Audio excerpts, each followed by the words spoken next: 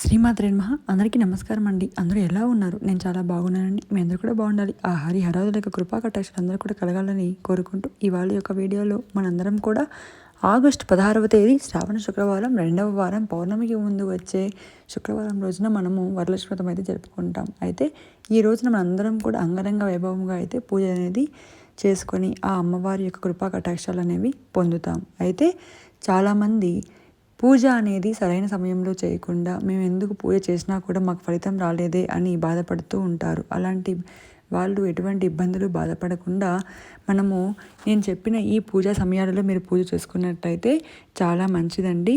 వీటిలలో మీరు మధ్యాహ్నం కానీ, ఉదయం కానీ, లేకుంటే సాయంత్రం కానీ ఈ 3 సమయాలలో మీరు పూజ చేసుకున్నట్లయితే చాలా మంచిది. ఆ పూజా సమయాలు ఏంటో ఇప్పుడు మనం ఇవాళ వీడియోలో తెలుసుకుందాం.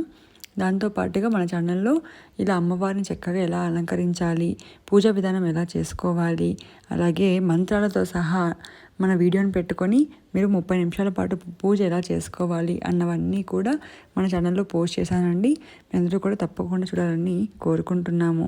అయితే ఈ శ్రావణ శుక్రవారం 16వ తేదీ ఆగస్ట్ 2024 మనకు పూజ శుభముహూర్తాలు వచ్చినప్పటికీ మనము స్వస్తి శ్రీ చాంద్రమాన శ్రీ క్రోధినామ సంవత్సరం శ్రావణ మాసం దక్షిణాయనం వర్ష ఋతువు మనకి శుక్లపక్షంలో ఈ వరలక్ష్మి వ్రతం అయితే జరుపుకుంటాం.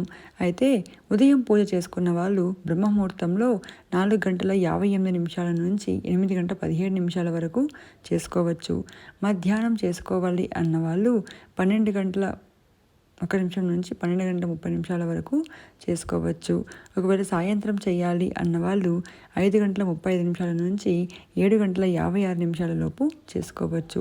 మనం ముత్తైదువులను పిలిచి వాళ్ళకి తాంబూలాలు అయితే ఇస్తాం కదండి, వాళ్ళందరూ కూడా ఎప్పుడు ఇవ్వాలి అంటే సాయంత్రం ఇచ్చినట్లయితే చాలా మంచిది. సాయంత్రం 5:35 నుంచి రాత్రి 7:56 లోపు ఇవ్వాలి. ఈ రోజు మనకు కుదరని వాళ్ళు మళ్ళీ ఎప్పుడు చేసుకోవాలి అంటే ఆగస్టు 9 ఆల్రెడీ ఫస్ట్ వారం అయిపోయింది కదండి, 3వ వారం కానీ 4వ వారం కానీ చేసుకోవచ్చు. 2వ వారం చేసుకోవడం చాలా శ్రేష్టం. ఇదండి ఇవాళ వీడియో. అందరికీ షేర్ చేయండి, లైక్ చేయండి, సబ్స్క్రైబ్ చేయడం మాత్రం మర్చిపోకండి.